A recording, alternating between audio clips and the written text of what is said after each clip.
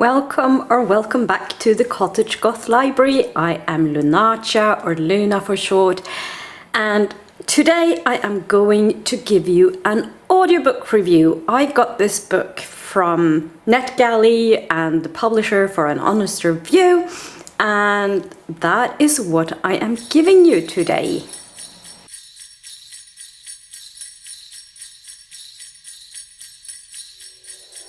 I was given The Spiced Cocoa Café, written by Harper Graham from NetGalley and the publisher for an honest review, and I first started reading it in October, around the time it was published.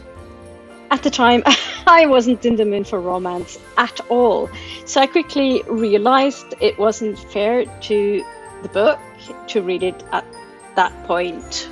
I needed to wait until the right time, and I'm very glad I did.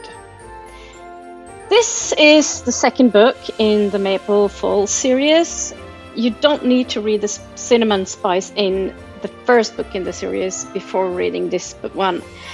Both books works perfectly well as standalones. In this book, we are being told the story from two points of view, Cassidy's and Liam's. They are our heroine and hero in this story. Cassidy is a Christmas-loving young woman who just set up a chocolate shop in Maple Falls, and it's a dream come true for her. Liam, on the other hand, hates Christmas. It reminds him of a not-so-happy past. His farm shop is right across the road from Cassidy's chocolate shop. Every year, Maple Falls has this contest of which shop sets up the best Christmas decoration. Cassidy really wants to win, not just to show everyone she fits into my Maple Falls, but also to support the hospital she had to spend Christmas in as a child. Her biggest rival is Liam, because even though he's not a fan of Christmas, he still wants to win. His family runs a llama sanctuary, and the prize money would make a difference to them. It doesn't take long for Maple Falls to be divided into Team Cassidy and Team Liam. As much as the two of them want to pretend they don't like each other, it's pretty clear there are some sparks flying. First, I want to talk about the audiobook's narration.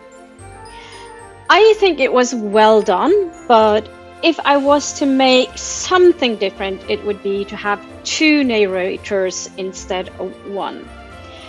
The book is alternately told from Cassidy's and Liam's point of view, and it would have benefited to have a female narrator for Cassidy's point of view and a male narrator for Liam's. This is, of course, not a deal breaker, nor does just the one narrator make a huge difference, but I think it would have just given it that little extra. At first, I struggled a bit with liking Cassidy as a character. I think she was a bit too Christmas-loving or too sugar plum sweet for me. Fortunately, as I got to know her better, she really grew on me, and it was difficult not to like her. Liam, on the other hand, I felt a connection to pretty much immediately. I am not a huge fan of Christmas myself, even though I love Christmas romance books. I totally got where he was coming from.